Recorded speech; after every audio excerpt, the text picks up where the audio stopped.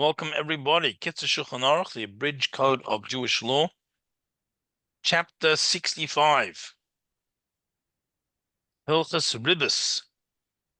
Interest. It's a very interesting chapter.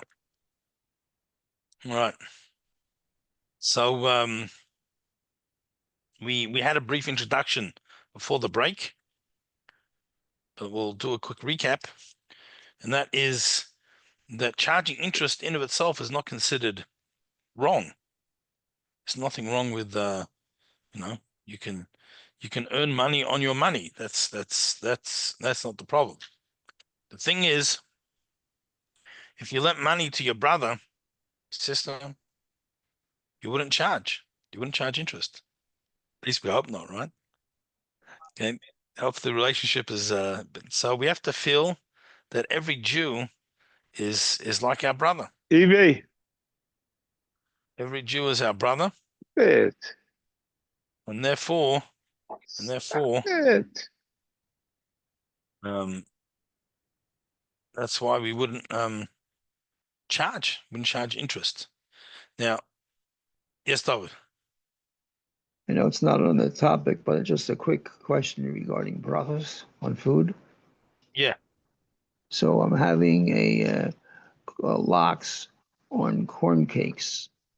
So do I make a bracha on the corn cakes and make a shakol on something else for the lox, or just the lox is the main thing and the corn cakes is just secondary?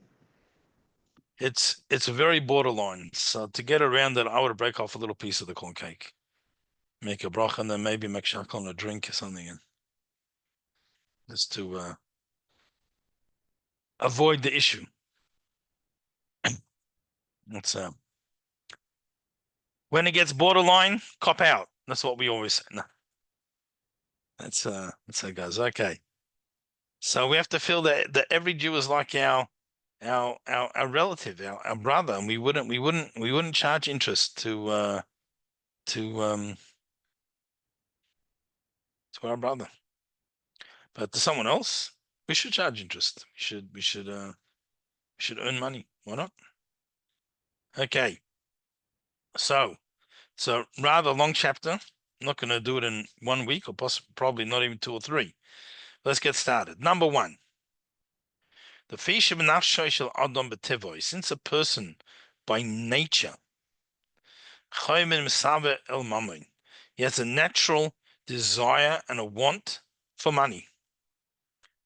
Right? A person, obviously everyone's different, there's exceptions to every rule, but on the whole, people desire wealth. People want money. So it's much easier for a person to be nichshel, to stumble, for lack of a better word, with the prohibition of ribos. Okay, we're going to call it interest now, but we're going to define it as we work our way through the chapter. It includes lots of things. It's much easier to stumble in this prohibition than it is with other money prohibitions. Why? Because when it comes to theft and fraud and the like, a person, meaning the victim, potential victim, takes precautions. People try to take precautions they shouldn't be robbed, and try to take precautions that they shouldn't be defrauded. Of course, it's not always totally in their hands, but people do try and take precautions.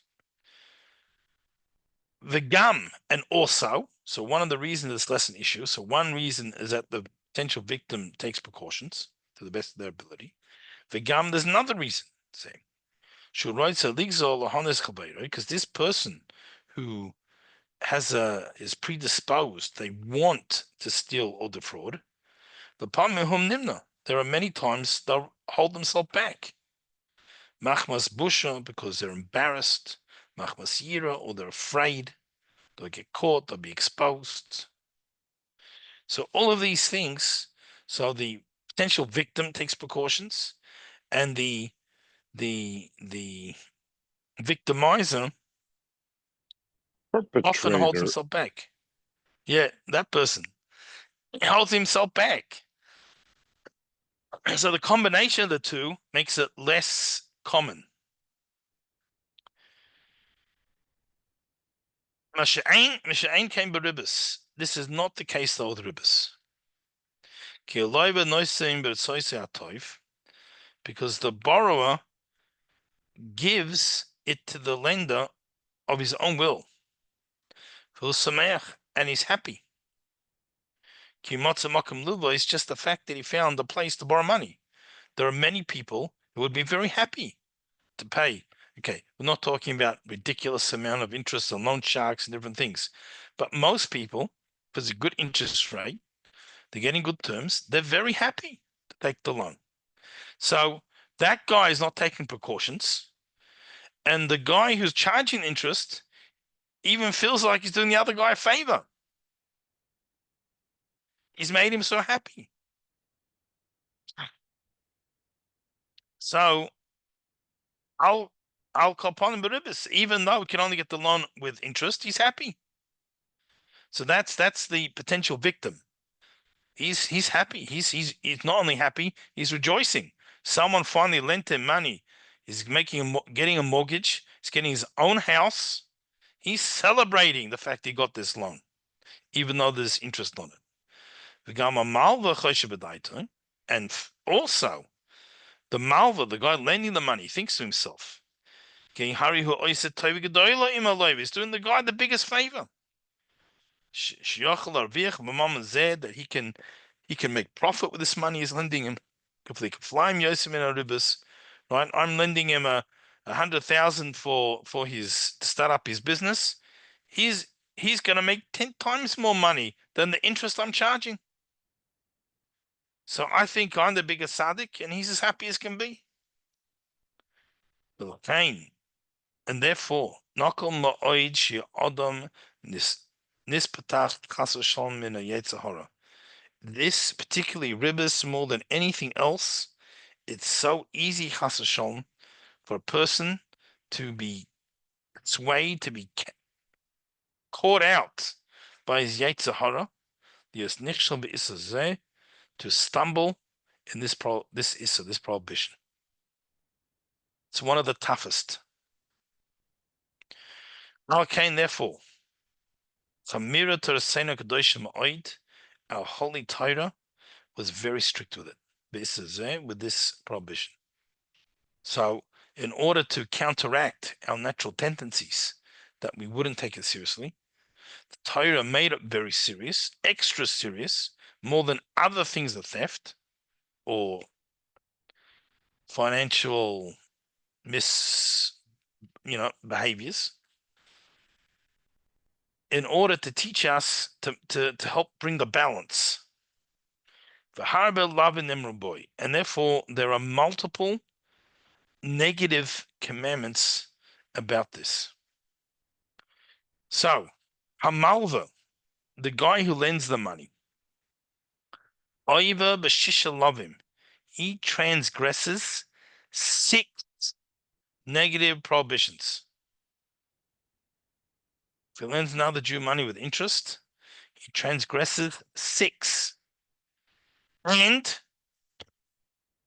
the icing on the cake, Lo Yakum B'Tchias he does not get Tchias HaMesim, doesn't get the resurrection of the dead. We're going to bring some proofs in a moment, but I'll just mention a story. The Ramah, I don't want to get too sidetracked, but I always seem to do it. But I think it's interesting things. The Ramah, I consider to be one of the greatest heroes of Jewish history. Right. So what happened? The Ramah wrote they call it glosses onto the Shulchan Aruch, on the Code of Jewish Law.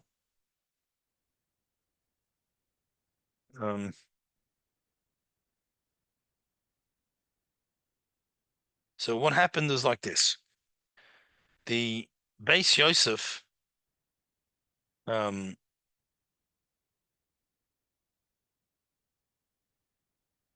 Beis Yosef, who wrote the Shulchan Aruch. So first he wrote the Beis Yosef. That's what we call him, Beis Yosef. It's like a in-depth commentary on the Torah, and then he discusses the halacha, but he goes through the whole background, and all the sources and the whole discussion. They made a summary of that. It's just the actual halacha l'maisa, exactly what you do and don't do, just the practical, the practical decisions. So that he called the Shulchan Aruch. Shulchan Aruch, he called it, Shulchan Aruch literally means a set table. In other words, so a person wants to know what to do, just like when you go to a set table, you're ready to eat. Everything's there. The dishes are there, the food's there. You sit down and just eat. So too, this book would help a person, they want to know what to do. You just go there. It's a set table, Shulchan Aruch. While he was working on the Shulchan Aruch, at the same time, so the Beis Yosef, he published it in Turkey. He was living, he started writing it in Sfas in Israel. So it was in the Middle East. This whole work was happening, and the Ramah was in Poland, and he was working on the same thing. Right? They didn't have emails. They didn't have internet. They were aware of each other's existence, but they certainly had no idea what the other one was doing. And just as the Ramah was ready to publish, out came the Shulchan Aruch. Now, most people would have said, well, mine's better. And even if I thought the other guys might have been a bit better, I'll take the best parts of his because he came out first, add the best parts of mine, and mine definitely will be better. And I'll have the bestseller and I'll put it out. Now, instead, the Ramah said, looked at it. Now, if he would have done that, there would have ended up being two Shulchan Aruchs. And the Jewish people, Chas v'Shalom, would have split into two. Instead, he took the Shulchan Aruch, he wrote glosses where he felt the ruling should be different, or Ashkenazi custom is different than Sephardic custom. He put it in as a gloss or an explanation or something, and it became one Shulchan Aruch. Stayed one Shulchan Aruch. It became the Shulchan Aruch of the Jewish people. And here we're learning a summary of it, but it's the one Shulchan Aruch. And it's a very, very powerful thing. That's what the Ramah was. He probably thought that he would be consigned to the dustbins of history. No one would even know who he was because he just put a little glosses in someone else's work. In the end, probably made him more famous. But anyway, the Ramah was the Rav in Krakow, and there was a fellow who was a nasty piece of goods. You know, he did not give to charitable causes. He extorted people. He lent with interest. He was the loan shark. He was not a nice person. And he anyway, when he passed away in the Sabra Kadisha, whatever the normal price was for this person, they charged much, much more because he never gave the charitable contributions in his lifetime. So they wanted the family to have to contribute now. So they charged a lot more. I don't know exactly much more, but a large, significant fund.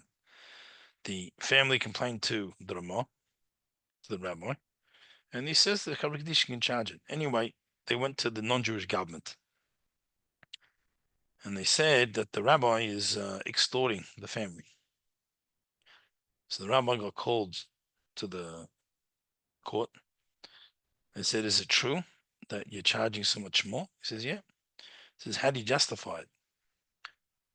And he says, well, it's like this. When we sell burial plots, it's not really a sale because we have complete faith there's going to be Tchias Mason, resurrection of the dead. For us, it's really a rental. But this man, amongst other things, he charged interest. So he's denied himself Tchias HaMesim, a resurrection of the dead. So for him, it's a permanent sale. That's why it costs more. Okay, so he got away with it. They got away with it. That's but it's this idea. Now, just to mention, many people may thinking to themselves, I know many religious people who charge interest, different things. So it could be they're ignorant, but if they're doing it properly, they're using what's called the heta iska. So although we are going to discuss it later, but I just want to put it up so people understand that there is such a thing. So what happened is you can understand if no one can charge interest, many people don't have a lot of spare money lying around. And if you don't invest it, use your money to make money for you, you don't have a livelihood or sufficient livelihood. So many people are very hesitant to lend money interest free. Some people, Baruch Hashem, in the position that they can lend huge amounts and interest free, and it doesn't make any difference to them. The Hashem should bless us all that we should be in such a position. But most people aren't. So it became difficult for people to get loans. So it happened in stages. Started in Talmudic times, but it was really about 1,000 years ago. It became much more common. 800 years ago. This concept of heta iska. So heta iska means like this. Although in concepts it's a loan, but we set it up as an investment.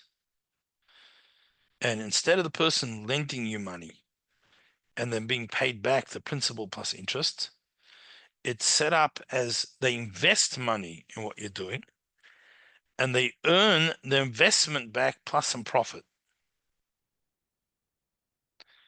Now, it may seem like hair splitting, and to a certain extent it is, but it's a way of making loans available for people, and giving people some benefits. So as long as it's done properly, it's not super complicated. If you know what you're doing, there actually is a organization. I don't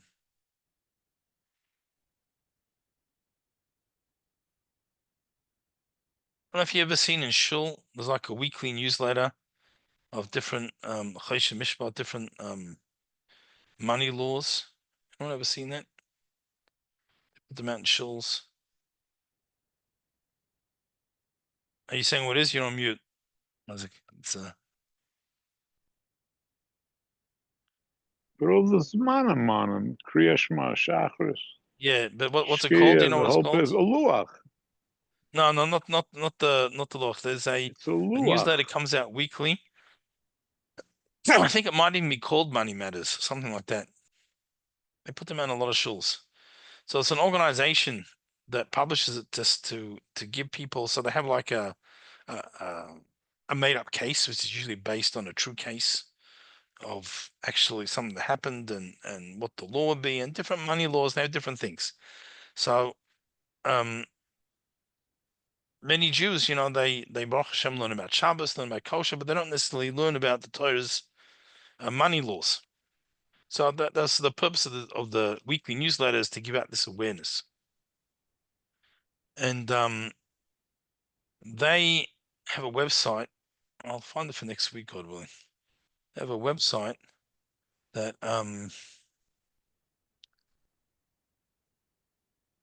so online they have like a if you want to make a heta iska or other financial documents, you enter your information and it generates a form based on the halachas. Or If it's more complicated, it's not as if it's a very straightforward case. If it's not so straightforward, then you can send them the information. They'll produce it for you. So there's I did it years ago when I had the J-Law website. We had Heteriscas we drafted. We did a whole bunch of other advanced directives for people. yeah. Heterisca was very popular. You just typed your name in, you put the basic information in, and it generated the form.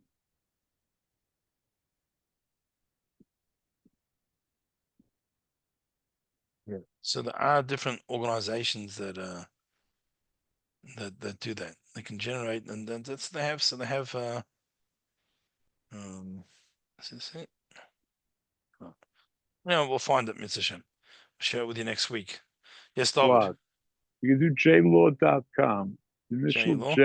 JLAW.com. If I'm sure it's still around. I don't know who's running it now, but that's something that was one of the first websites we ever made that had anything to do with Yiddishkeit. It was even before Chabad. I was good friends with what's his name. Yeah, I'm not sure who's running it, but right now, well, it says who the editors are. But the last update was 2016 All right, so on the the front. halacha changed since then. You The never know. form's Forms. still there. The form's still there. If it changed, they would have updated it. What's his name from Baltimore? His kids were running it. They would have done it. All right. Yeah, David. So I want to say two things. Number one, regarding money lenders. So Yeah. the Jews were made, they were mocked for being money Yes. lenders, as though they were only interested in making money. At the same time, they were restricted into only being money lenders because all the other trades made guilds, GUILD. They made a guild for like the tailors and the repairman. And they wouldn't allow Jews to join these guilds. So the only trade that was left was to be a money lender. So they were forced into being Right. money lenders. And then the non-Jews mocked them for being money lenders. So that was one thing. That's what happened. Yep. And the second thing was you're talking about the Ramah and the Shulchan Aruch. So how does the Torah? I'm sorry, the before the Shulchan Aruch, what was it, the Beis Yosef? So how about the Torah? How does he fit in? So the Beis Yosef is a commentary on the Torah. So what happens like this? The Torah was the first one to use the system that we have today of Shulchan Aruch. So it's the Arba Turim, the 4 pillars, right? And so that's no Chaim, Yehuda, Choshen Mishpat, and Ezra. Those 4, the way the Shulchan Aruch is set up, the Arba Turim made that. So the Baal Turim, right? You ever seen the Chumash, the Baal Turim? That's him. They say that he made his Pirush in the Chumash, or at least the first draft of it, when he was applying to be a rabbi of the community. And while he was waiting, while they're interviewing other people, he quickly jotted down his little things on the Parsha. Anyway, they didn't like him. They didn't hire him. They hired someone else. I bet they kicked himself after he wrote the Arbatur and became the Lachik authority of the generation. But that's how it works. Even I got turned down by a congregation once. But anyway, the I never did. oh, So was he Achshav, in did you? Europe? Was he in Then again, Europe? I never applied. So Okay. Was he in Europe or in Israel? Yes, he was in Poland. He was a Rav Krakow. Well, was a Rav in a few places, but his main years was in Krakow. So he no, sorry. That's the Ramah was in Krakow. No, the Arbatum, he was in Europe. He was in Europe. He was son of the Rosh.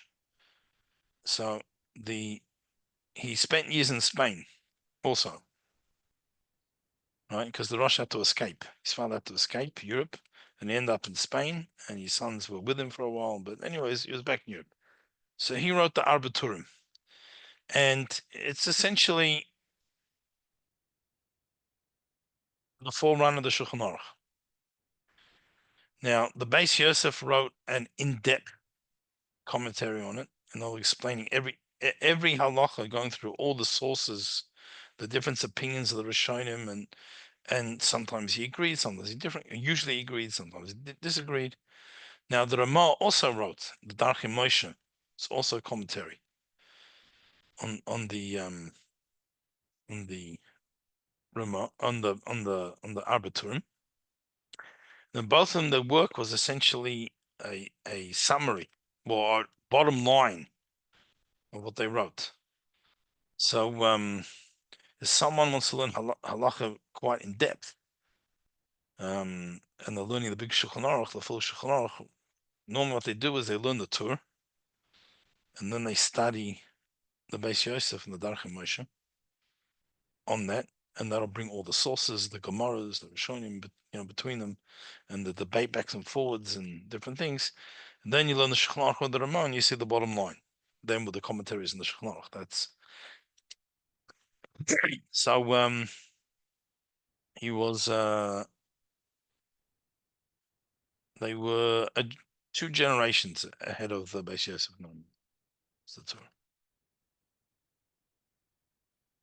The Bach also wrote a commentary on the Torah. That's also a major commentary.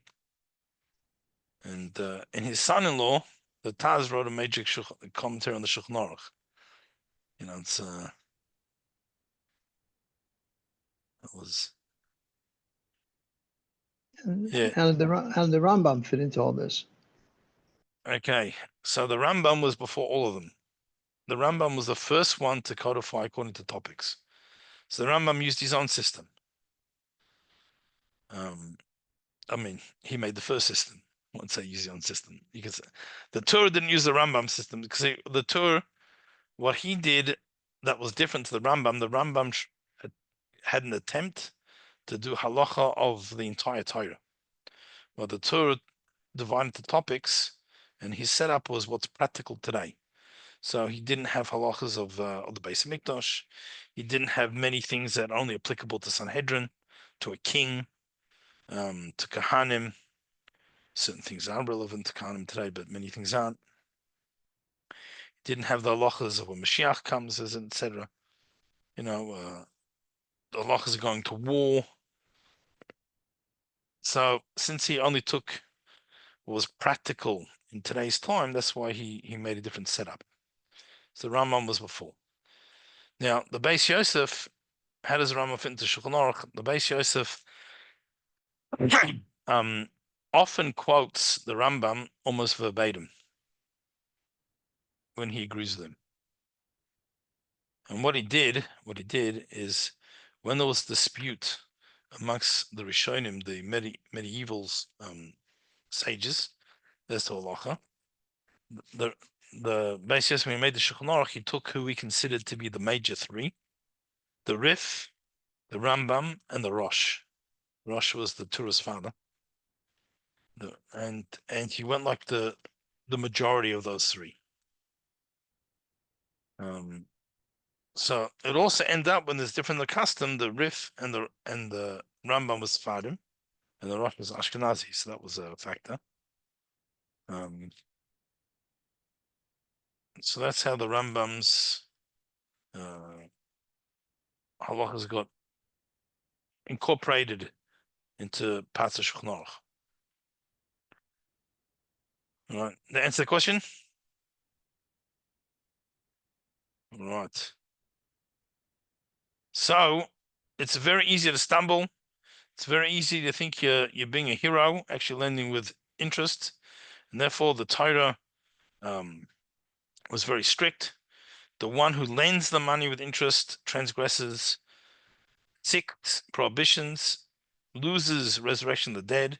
Shneimah says, "Beneshech nosem v'tarbis lakach v'chai lo yichye."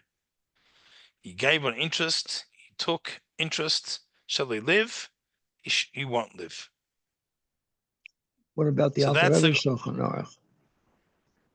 okay. So you want to go to that? So then what happened was the big Shulchan Aruch. You then had major codifiers, commentaries on it. So let's say the Shach, the Taz, the Magen Avram, the big three. But there's others, and sometimes they didn't agree with each other, or they disagreed. Do we go like the Ramah or the? I don't want to sound like there's all these disagreements. 85% everything agrees, but when they didn't agree, or some new developments in technology that happened between them, so different situations. So the question was, who did you rule like? When it's the Shach and the Taz give a different explanation of the Shulchan Aruch to each other. Which one do we go like? And so the Maggid Mezrich asked the Alter Rebbe to compile an updated Shulchan Aruch with the bottom line. Excuse me. Although he began in the Maggid's lifetime, but it was completed a long time after the Maggid passed away. And the truth is, when I say completed, we don't even have all of it, because some of the manuscripts were burnt in fires, and so you don't have the complete Shulchan Aruch of the. So the official name is Shulchan Aruch Rav, right? Alter Shulchan Aruch. So in the Lubavitch, everyone is called Alter Shulchan Aruch, but outside of the Lubavitch, is usually called Shulchan Aruch Rav. Interestingly, I've seen in Sfarim when they quote the Shulchan Aruch Rav, the Alter Shulchan Aruch, they say the Tanya says, because some places the Alter is called the Baal Tanya, or they call him the Tanya. So if you ever seen Halacha Sefer, the Tanya says. So it's if it's Halacha, it's not actually from the book the Tanya, it's from the author of the Tanya in the Alter Shulchan Aruch. One more thing, is the Ramah and the Magen Avraham the same? No, the Magen Avram was later. The Ramah was 1500s, and the Magen Avram is late 1600s. I thought because of the same initials, Ramah, Magen Avraham, Mem Aleph. Yeah, no, the Ramah is Reb Moshe Isserles. I'm not sure what the Magen Avram's name is. I'm going to presume his name was Avram, but maybe we shouldn't assume anything. Everyone just calls him Magen Avram. It's One more question on what we're learning now. I see the beginning. I don't have the Hebrew. I have the English. The first yeah. sentence says it uses two terms. It says a person naturally desires and craves money. Okay. So why two? It says Chaimed and Misava.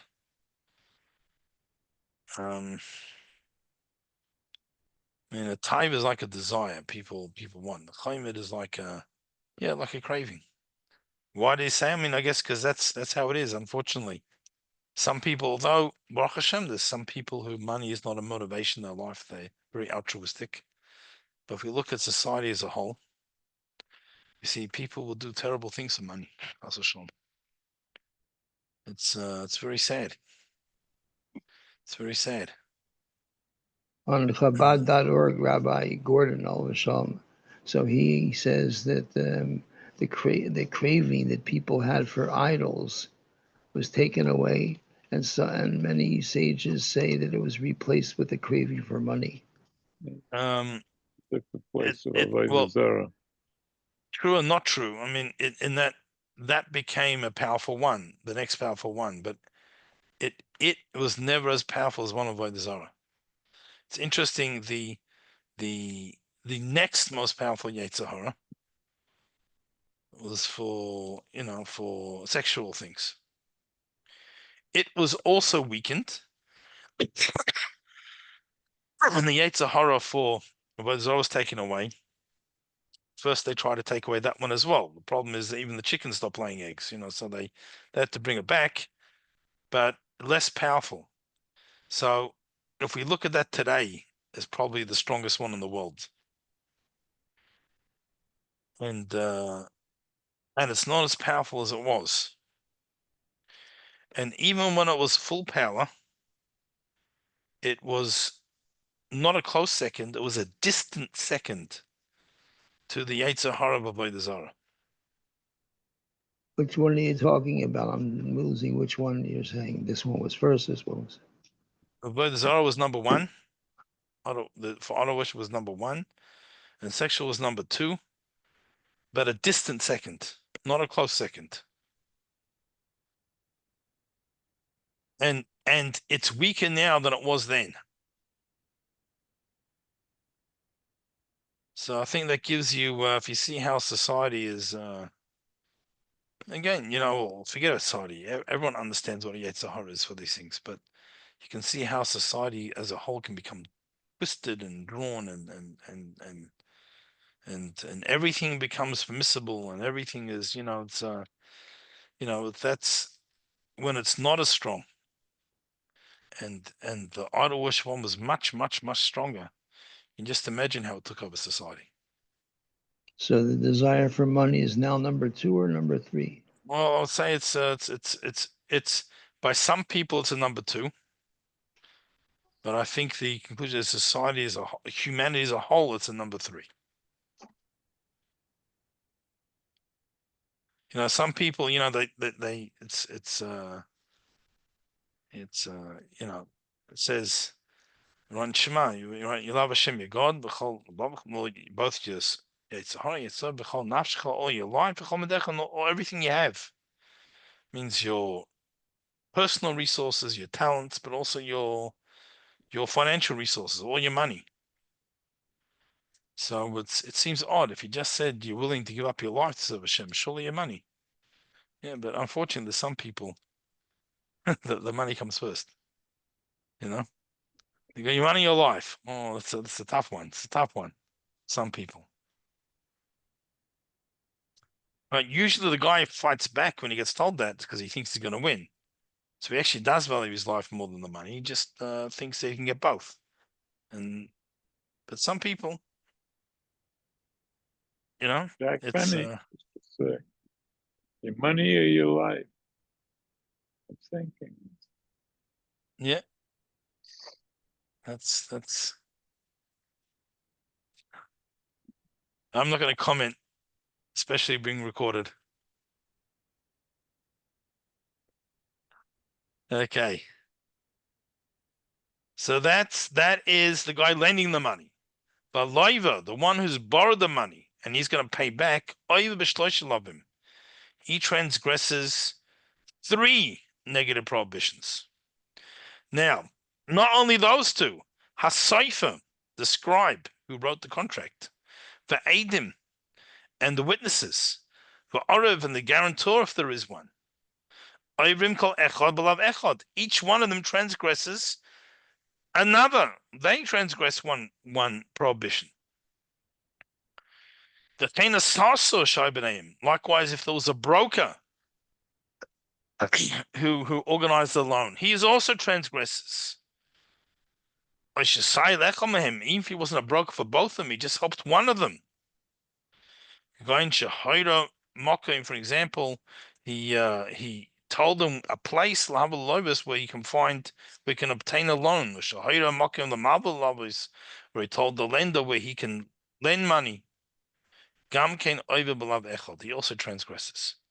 So if this thing went through, you got 6 prohibitions from the lender, 3 from the borrower. The guy who wrote the contract got another one. The 2 witnesses got one each. The guarantor got a prohibition. The broker, it's extremely strict. Okay. Number 2. Someone who stumbled and he took ribbis. He's obligated to return it. Okay, we're saying brackets, milvad ribis mukdemis, ribis mocheres. The exclusion where he doesn't have to return it if it was advanced ribbis, which we're going to explain, and postponed ribbis, interest. Just to say what I mean is we're gonna see that ribbis extends much further than what we just call interest on a loan. We normally look at interest. Okay, I borrow $100, got to pay back $110, but it can be anything. So advanced ribbis, an example, we'll go into more detail when we get there, but an example, just so you know what we're talking about, is let's say a person, he wants to get a loan from Yankel. So he sends him gifts. He never made a condition on the loan. He just sent him gifts. So the guy will like him. And then he goes and asks him for a loan. So we see these gifts were purely in order to acquire a loan. That's called advance ribbis. And Rizal Mecheres is afterwards. There was a loan. There was no ribbis, no interest attached. But afterwards, I sent gifts to thank for the loan. That can also be problematic. It can be problematic to the extent, I apologize if I already mentioned this in the past, but I'll give you an example. I once, well, more than once, but one particular time I borrowed money from a gemach. Right, in Melbourne, they had this gemach. Gemach is a free loan fund. It was a communal charitable organization, and they would lend money, interest-free to Jewish people who needed it. Anyway, we got a loan, and we divided it up over the year to make the payments paid off. It ended up, I don't remember exactly how or why, but the last payment did not have to be a full payment, only had to be a partial payment. But I thought to myself, I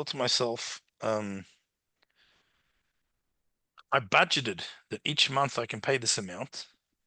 Maybe the last month I'll pay the full amount, I'll finish off my loan, and then that's my contribution.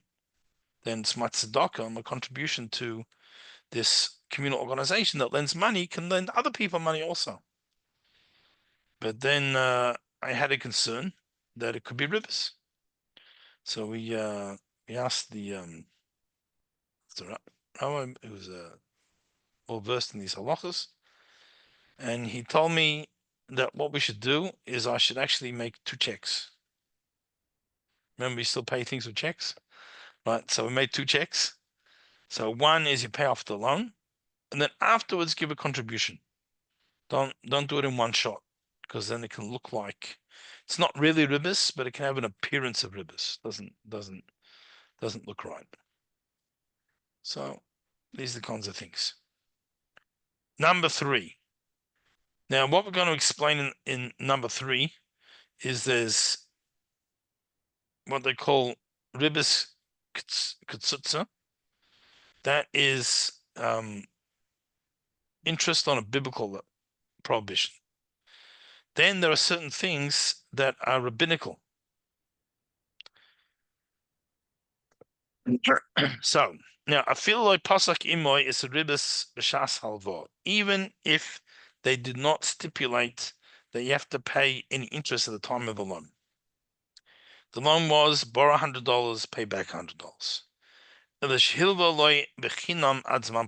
Rather, he lent him free of interest to a certain point. Right? You got 1 month to pay back $100. Or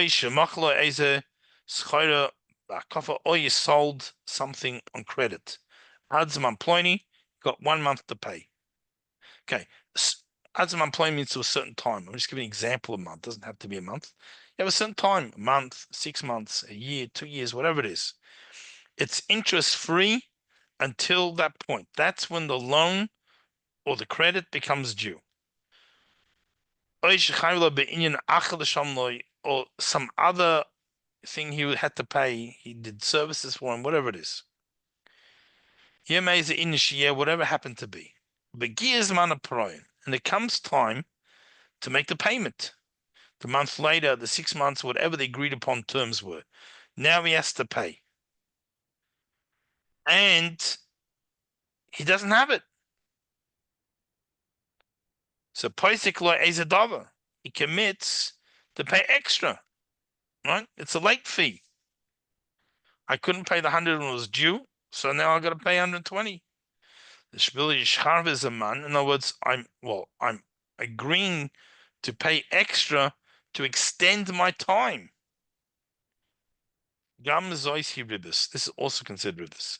So even though it's to a certain extent it's a penalty for late payment, but since it's in order to extend the loan, is also considered ribis. Now, till now we're speaking about both parties agreed to the ribis.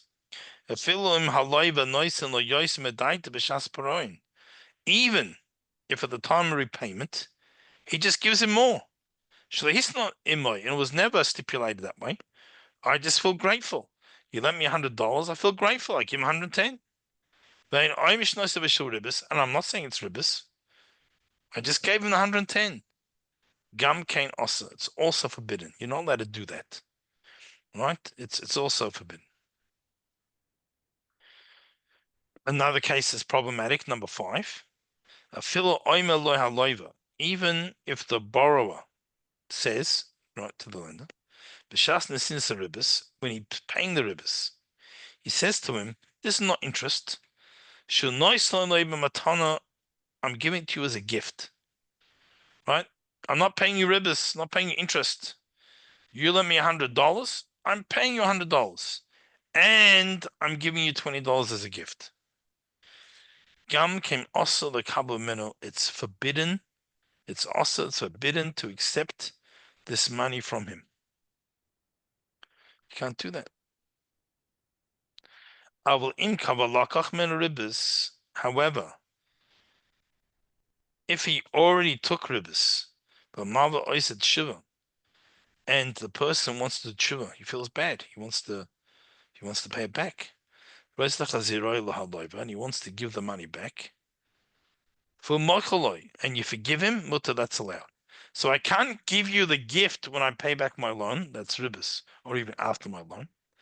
But if afterwards we all do tshuva, and you want to return the money, I can forgive it. I can forgive the money that I paid as interest, which essentially makes it a gift.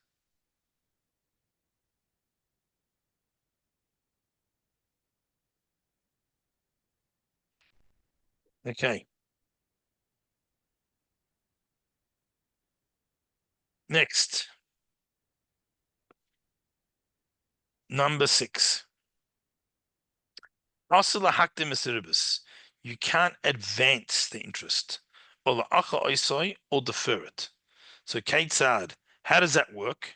How do you pay advance interest or deferred interest? So he's going to explain. Mr. A wants to borrow money from Mr. B. So what does he do? He sends him a gift.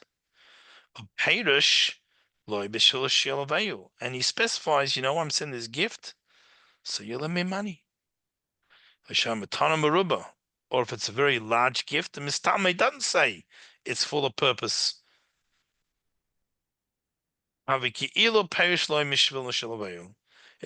We consider as if he did tell him a significant gift.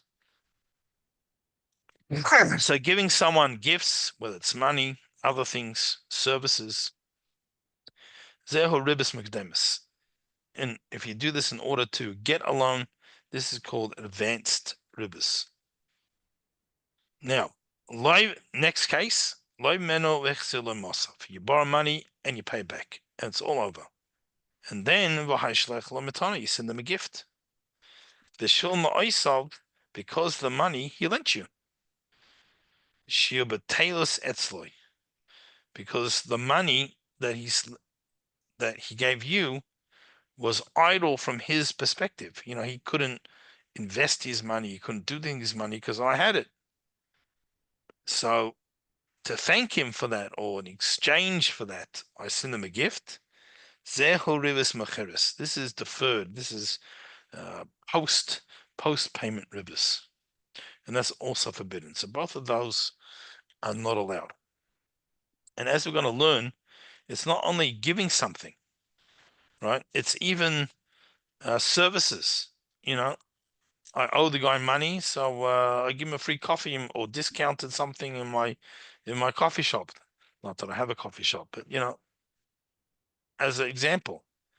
Or I mow his lawn, or I let him use my holiday house that I don't own yet. But Mitzvah Shem, all these various things. Anything. We give him some honors that he didn't get before. So all of these things become problematic and can be considered interest. Okay, let's squeeze in one more. Im echad malva moisav l'chavera ad zman ma. A person lends money for a certain length of time. So let's just give a parable, an example, 1 year. Kedei in order that he should lend him money at a different time. Sorry, wrong case. I lend money today with the understanding that you'll lend me money tomorrow. It's not only understanding, we stipulated it. Sach yois lezman kazeh, sach kazeh lezman orech yoisa, for an equal or longer period of time. Zeh ribas gomer. This is ribas. In other words, if you're only getting money from me today because I'm going to get money from you tomorrow, this is considered interest. Okay, so this is where ribas splits from traditional what we call interest in English, because here no one's charging interest. Each person's paying exactly what they loaned, but essentially you're getting a service in order to get another service. You're giving a service in order to get a service in return. Now, if he lends him on condition that he'll get a loan another time, this is also a problem.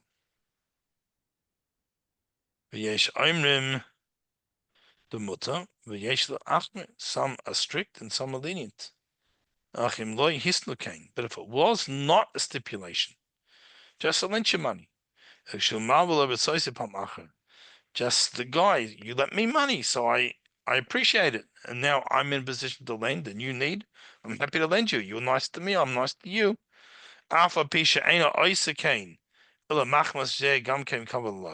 Even though I'm only lending the money because you lent me money before. This you can do, this can be lenient because it was never a stipulation of the loan. It was never expected. All right. Any questions on that?